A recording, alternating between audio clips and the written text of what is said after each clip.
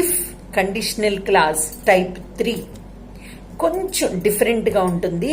జాగ్రత్తగా వినండి, నేను చాలా క్లియర్గా ఎక్స్ప్లెయిన్ చేస్తాను. 3 విషయాలు గుర్తుపెట్టుకోవాలి టైప్ 3 ఉపయోగించేటప్పుడు. ఫస్ట్ దేమో ప్రెజెంట్ టెన్స్ కి ఫ్యూచర్ టెన్స్ కి మాత్రమే ఉపయోగిస్తాం. రెండో విషయం ఏంటంటే ప్రెజెంట్ టెన్స్ మీనింగ్ అర్థం ప్రెజెంట్ టెన్స్ లో వచ్చినప్పటికీ కూడా వెర్బ్ 2 సెంటెన్సెస్ లోని పాస్ట్ ఫామ్ లోనే ఉండాలి. మూడో విషయం ఏంటంటే ఒక విషయం ఏదైనా జరగటానికి అవకాశమే లేదు, కానీ ఒకవేళ అలా జరిగితే ఇలా జరగొచ్చు అని చెప్పేటప్పుడు ఉపయోగిస్తామన్నమాట.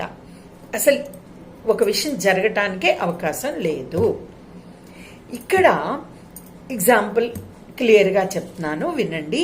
If I were a male person, నేనే మగవాడినైతే, నేను రమాదేవి ఆడదాన్నను, మగవాడిని అవటానికి అవకాశమే లేదు. కాబట్టి ఇఫ్ ఐ వార్ అన్నాను.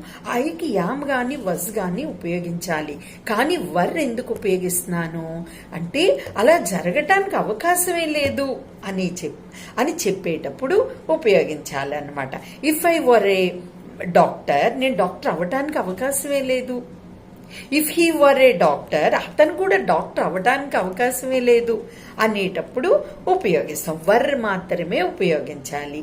వర్ అనేది పాస్ట్ టెన్స్ కానీ ప్రెజెంట్ టెన్స్ ఫ్యూచర్ టెన్స్ అర్థమే ఇస్తుంది అనమాట. If I were a male person I would go there alone. Would go, మళ్ళీ నేనే మగాడిని అయితే చక్కగా నేను అక్కడికి ఒక్కదాన్ని వెళ్ళేదాన్ని అని చెప్పేటప్పుడు నేను మగాడిని కాదు, నేను ఒంటరిగా వెళ్ళలేను అని చెప్పేటప్పుడు ఉపయోగిస్తున్నాను అనమాట. ఇంకొక సెంటెన్స్, ఇంకో సందర్భం చూడండి. ఇది అపార్ట్మెంటు అర్బన్ ఏరియాలో ఉంది, సిటీలో ఉంది, పావులు రావటానికి అవకాశమే లేదు. ఎవరో అడుగుతారు, కొత్తగా వచ్చారు, ఇక్కడికి ఒకవేళ కన్నం ఉంది ఏంటి, ఇక్కడ ఒకవేళ పాము వస్తే ఏం చేయాలి అంటే అసలు పావులు రావమ్మా, అసలు రావటానికి అవకాశం లేదు. ఒకవేళ వస్తే if a snake came here అనాలి. కేమ్ అనేది పాస్ట్ టెన్స్ కానీ అది ప్రెజెంట్ టెన్స్ ఫ్యూచర్ టెన్స్ అర్థమే ఇస్తుంది అనమాట. If a snake came here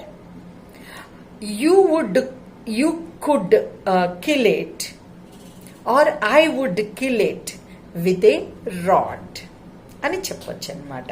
would kill అనేది వుడ్ అనేది మళ్ళీ పాస్ట్ ఫామ్ అయిందనమాట.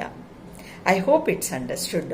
4th type if conditional clause next సెషన్లో నేర్చుకుందాం.